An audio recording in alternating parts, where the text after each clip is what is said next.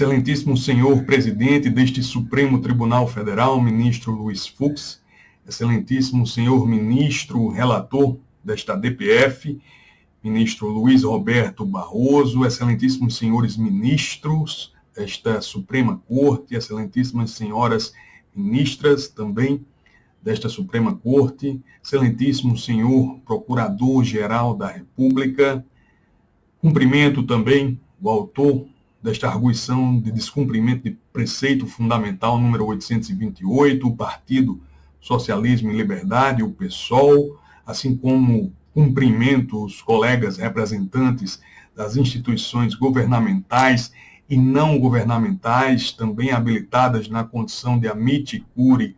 neste feito, e venho, portanto, a esse plenário na condição de representante do Conselho Estadual dos Direitos Humanos da Paraíba, pedir que seja confirmada desde já a medida cautelar concedida nos autos deste feito. É que nós, do Conselho Estadual dos Direitos Humanos, instituição esta que completará ano que vem 30 anos de atuação profícua na nossa sociedade, temos a obrigação constitucional, conforme prevê a Carta Magna Paraibana, temos também a obrigação legal, conforme prevê a Lei Estadual 5.551, de 1992, de defender os direitos e garantias fundamentais dos homens paraibanos e das mulheres paraibanas, entre eles, claro, crianças e idosos do nosso Estado.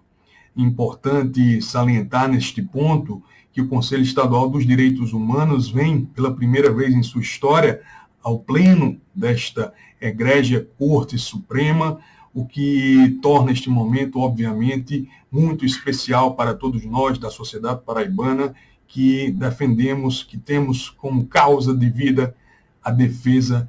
dos direitos humanos, especialmente dos nossos conterrâneos. Não é? O Conselho Estadual dos Direitos Humanos é composto por instituições governamentais, por instituições não governamentais, tais como ONGs, tais como ministérios públicos, defensorias públicas, universidades, OAB, não é? Conselhos profissionais que designam membros para que possam atuar perante o nosso colegiado. E nessa condição, portanto, é que resolvemos fazer o pedido de habilitação como amigos dessa corte para que os despejos sejam suspensos, pelo menos enquanto durar a pandemia. É importante dizer, senhores ministros, senhoras ministras, que, infelizmente, a Procuradoria-Geral do Estado da Paraíba quedou silente, não prestou informações pedidas pelo ministro relator Luiz Roberto Barroso, motivo pelo qual torna-se ainda mais importante esta nossa intervenção, no sentido de trazermos à baila, no sentido de trazermos a lume os casos de despejos, os casos de reintegrações de posse, os casos de conflitos possessórios, tanto no campo urbano quanto no campo rural, que têm sido debatidos, que têm ameaçado famílias, né, que têm ameaçado crianças, idosos, homens e mulheres paraibanos que se veem na iminência de serem jogados na rua, sem moradia digna, sem o respeito ao fundamento da dignidade da pessoa humana, sem, inclusive, segurança alimentar neste momento pandêmico tão gravoso pelo qual nós estamos passando. E aqui, permitam-me referir, por exemplo, ao caso da ocupação do bairro Jardim Paulistano, na cidade de Campina Grande, segunda maior cidade do estado, que há mais de um ano já tem mais de 100 famílias instaladas naquele local. Sofrem ameaças de despejo por parte do município de Campina Grande, que ajuizou a reintegração de posse. Conseguimos, pela atuação profícua da Defensoria Pública do nosso estado, suspender aquela reintegração de posse pela decisão do Tribunal de Justiça da Paraíba. Temos também em Campina Grande o caso da ocupação da Avenida João Valeg, que há mais de 5 anos tem mais de 100 pessoas ali morando, tentando viver minimamente de forma digna. Temos também, senhores ministros, senhoras ministras, o caso da ocupação do conjunto dos sapateiros na cidade sertaneja de Patos, também ameaçados de despejo, morando ali naquela área há mais de 5 anos, tentando viver de forma minimamente digna. Temos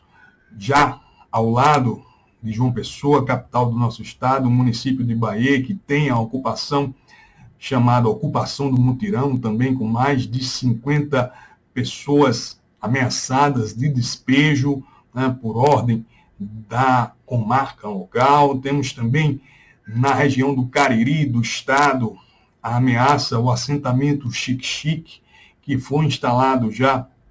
há mais de 10 anos na cidade de Monteiro e que ora também encontra-se ameaçado de despejo. Então, senhores ministros, senhoras ministras, segundo dados da campanha Despejo Zero do nosso país, nós temos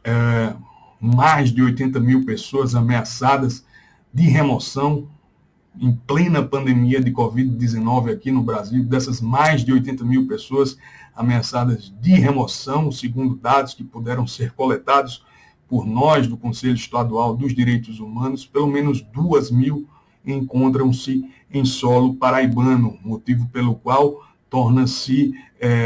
extremamente necessária, torna-se extremamente importante essa intervenção do Conselho Estadual dos Direitos Humanos nesta ADPF, ajuizada pelo Partido Socialismo e Liberdade. Importante pontuar também, senhores ministros, senhoras ministras, colegas Amit Curie,